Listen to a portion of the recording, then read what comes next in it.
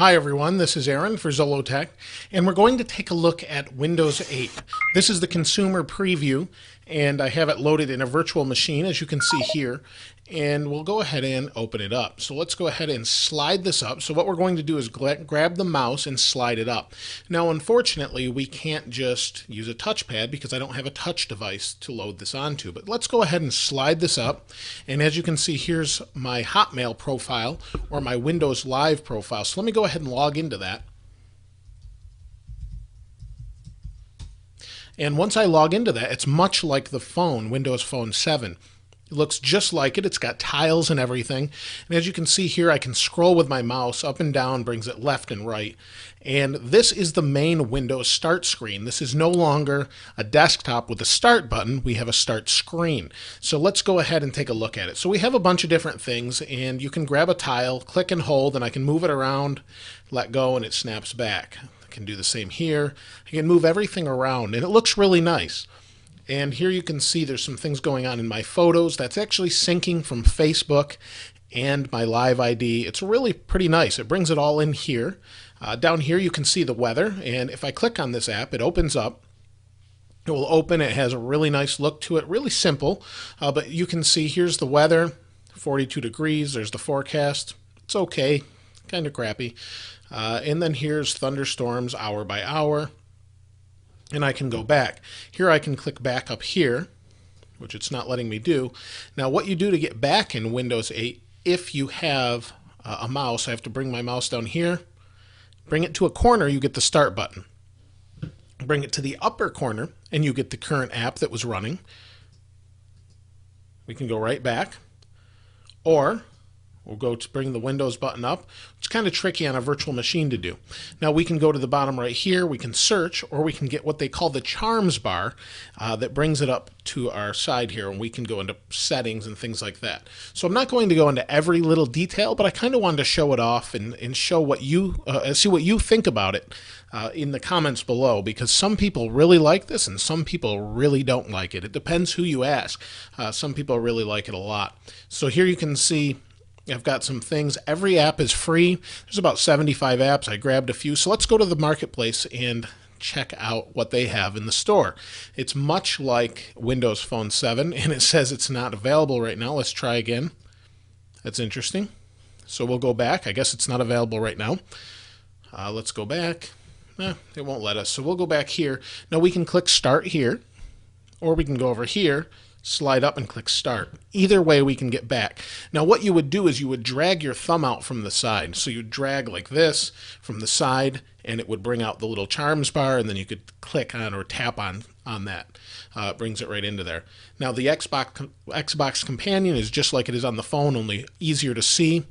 We have messaging. Messaging is, I wrote a little bit of an article about it a day or so ago, and it shows Facebook and things like that. So let's go ahead and open it up. Here's me connected to messaging and Facebook down here. Pretty nice, and you can see it's connecting. I'm signed in. App preview, as you would expect, but pretty nice. Let's go see up here what we've got. So right here we have what was currently running. If I drag down, you can go right back to the weather. Things suspend on their own. They work like you'd expect them to, which is really nice. So let's go into Internet Explorer. Internet Explorer is very similar to that on the phone. It saves what you've been to last. So let's go to Zollotech. And Zollotech is loading. You can see it's really nice, works pretty well, and it's an HTML5 compliant browser. It's fully compliant with HTML5, so everyone's on the HTML5 bandwagon. It's really pretty nice to have that. Now, one thing a lot of people ask is, it looks like I can't do a whole lot. Well, you have the little desktop icon down here, and it brings you to the desktop. It's not a full version of the desktop per se, but it is the desktop, and you have a full file system. So if you need to use traditional apps, you can do that, or when you want to use or install something, you can do that, or browse your files. But if you ever want to use the main system, you just go back, and this is how you do everything. So it updates on the fly. It logs into your ID. I can lock it, and we're back. And it says I have 54 emails in Hotmail. It updates just like the phone. There's battery, and I think that's monitor, which I have an external monitor plugged in, so maybe that's it. So we slide up. Okay, that's a little weird. Maybe that's something the has to do with maybe the virtual machine. So I log back in, and this is my Windows Live ID that I'm logging in with. We can go to Maps, and at Preview, we can go to Maps. Here we go. We'll block that for now. Seeing it asks, it's pretty nice. And we can do things like, let's look for Microsoft. I don't know if it's Redmond, Washington.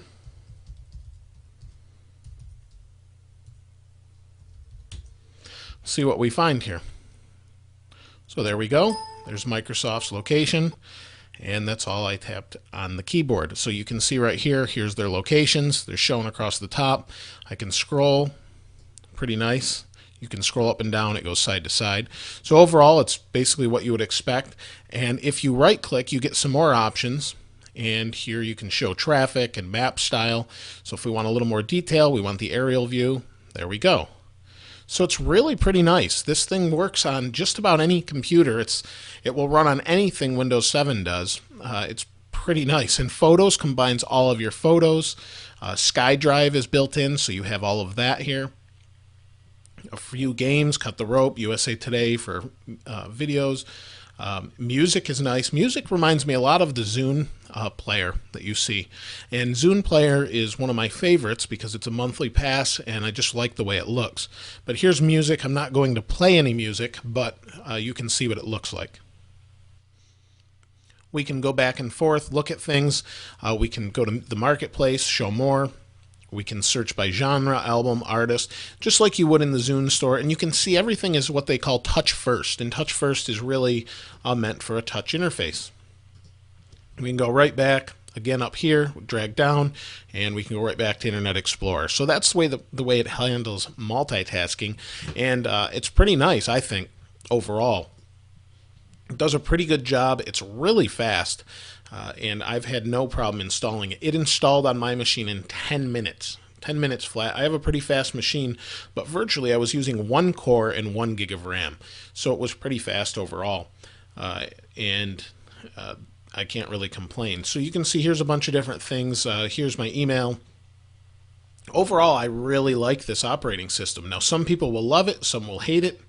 But in my case, I think it does the job quite nicely. So, if we wanted to go back, we can go back to start, and that's what we have overall. So there's a lot of different things you can play with. And then if you're used to searching for something with start, we can say Xbox. We can just start typing and it shows a bunch of different things. We also have settings, and there's settings for Xbox. Let's go back home. And the one interesting thing I thought, there's not a whole lot of options. There are some. So we can zoom out and see different things, move them around. It's overall really nice. Some people say it's too simple. How can I get any work done? But you have to think a little bit differently. This is their first or biggest innovation since Windows 95. It looks more simplified, but we really want computing to be simplified. And then if we need to get a lot of work done, we can bring things to Windows and things and go into the desktop and use a lot of Windows at once. And it handles multiple Windows at once. There's some really neat things that this operating system has thought out. And this isn't the final version. This is the consumer preview. So it allows us to do what we need to there. Now we do have some settings, pretty simple right here. There are more PC settings we can go into, so we can personalize. We can do a lot of different things, and there's a lot of really nice stuff, really nice things in here that I find is overall really great. I'd love to try it on a touch device, a tablet, which I may have to pick one up. And if I do, if any of you guys have any suggestions as far as that goes, we'll go ahead and install. So that's installing. Windows Update, you saw how fast that works. I'm back. I can do whatever I want and just keep going. So just as you would expect. So overall, really nice. I'm pretty impressed.